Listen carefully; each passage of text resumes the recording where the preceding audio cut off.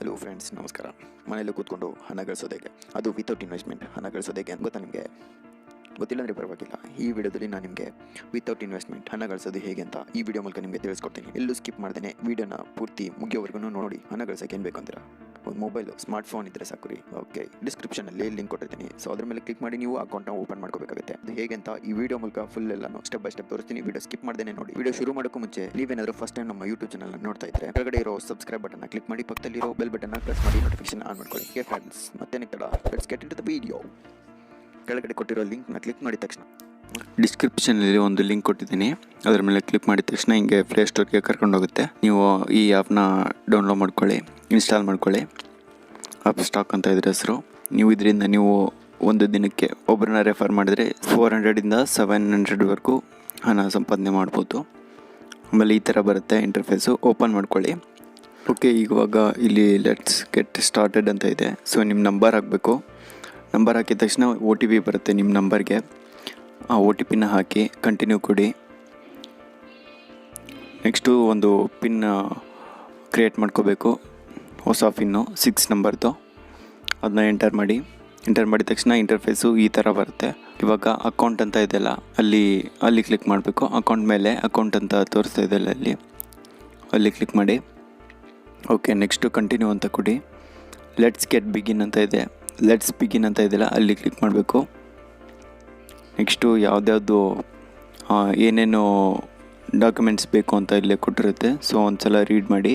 PAN card ಮತ್ತು documents ಏನೇನಿದೆ ನೋಡಿ, ಅದನ್ನೆಲ್ಲ ತೆಗೆದಿಟ್ಕೊಳ್ಳಿ ಇಲ್ಲಿ ಕೊಟ್ಟಿರೋದನ್ನು. ಇವಾಗ ಸ್ಟಾರ್ಟ್ ಮೇಲೆ ಕ್ಲಿಕ್ ಮಾಡಿ. ನೆಕ್ಸ್ಟು ನಿಮ್ಮದು ಇಮೇಲ್ ID ಹಾಕಬೇಕಾಗುತ್ತೆ ವೆರಿಫಿಕೇಷನ್ಗೆ. ಅದಕ್ಕೊಂದು OTP ಬರುತ್ತೆ. ಸೊ ಇವಾಗ OTP ಬಂದಿದೆ, ಅದನ್ನ ಎಂಟರ್ ಮಾಡಿ ಕಂಟಿನ್ಯೂ ಕೊಡಿ. ಇಮೇಲ್ ಅಡ್ರೆಸ್ ವೆರಿಫೈಡ್ ಅಂತ ಬರುತ್ತೆ.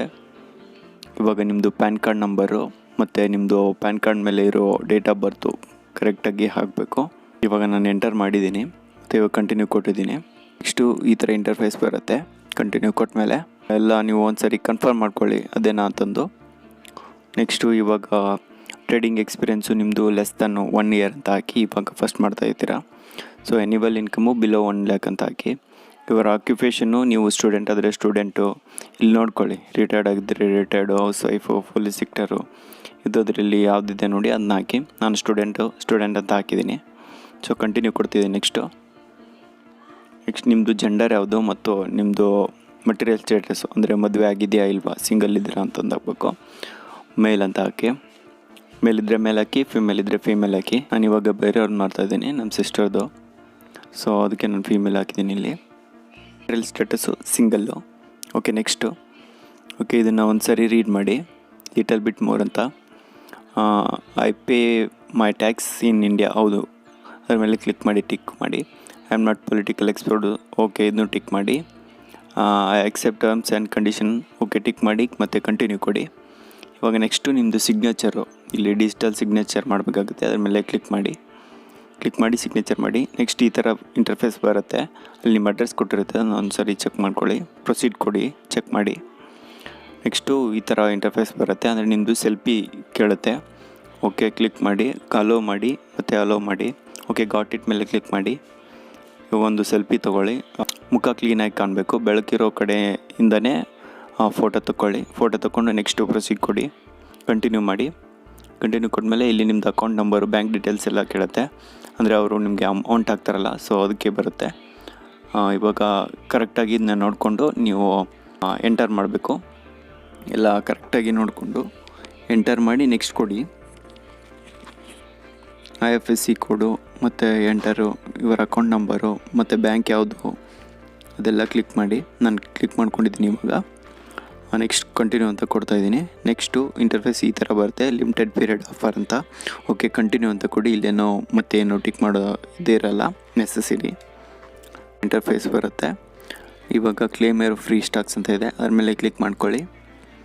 ಇವಾಗ would you like to active ಅಂತ ಇದೆಲ್ಲ, ಇದ್ರ ಮೇಲೆ ಎಸ್ ಅಂತ ಕ್ಲಿಕ್ ಮಾಡಿ ಕಂಟಿನ್ಯೂ ಕೊಡಿ. ಇವಾಗ ಇದು ಅಪ್ಲೋಡ್ ಪ್ರೂಫ್ ಆಫ್ ಇನ್ಕಮ್ ಅಂತ ಇದೆ. ಸೊ ನೀವು ಇದನ್ನು ಅಪ್ಲೋಡ್ ಮಾಡಬೇಕು, ಯಾಕೆಂದರೆ ಒಂದು ಟ್ರೇಡ್ ಮಾಡಬೇಕಾಗತ್ತೆ. ಸೊ ಇವರಲ್ಲಿ 4ರಲ್ಲಿ ಯಾವುದಾದ್ರೂ ಒಂದು ಇದ್ದರೆ ನಡೆಯುತ್ತೆ. ಸೊ ನೀವು ಇವಾಗಲೇ ಮಾಡ್ಕೋಬೋದು. ಇಲ್ಲಾಂದರೆ I can do it later ಅಂತ ಇದೆ, ಅದ್ರ ಮೇಲೆ ಕ್ಲಿಕ್ ಮಾಡ್ಕೊಳ್ಳಿ.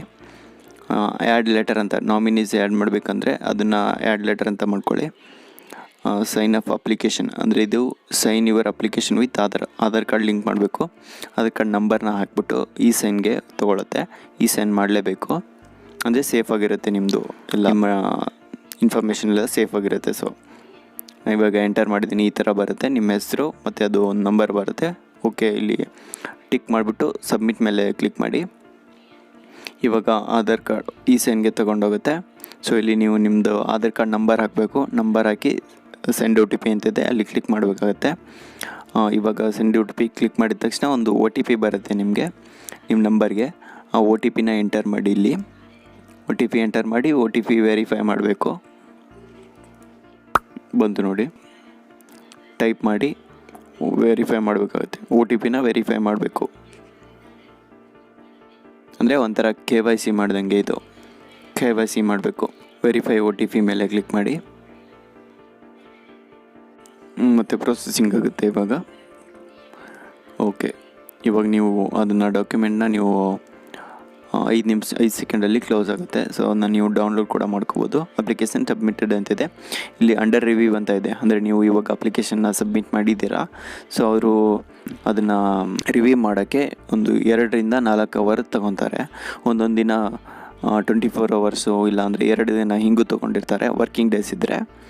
ಸೊ ನೀವು ಸ್ವಲ್ಪ ವೇಟ್ ಮಾಡಬೇಕಾಗುತ್ತೆ. ಅವರು ನಿಮಗೆ ನೀವು ಮೇಲ್ ಕೊಟ್ಟಿದ್ದೀರಲ್ಲ, ನಿಮ್ಮ ಈ ಜಿಮೇಲ್ಗೆ ಅವರು ಮೇಲ್ ಮಾಡ್ತಾರೆ.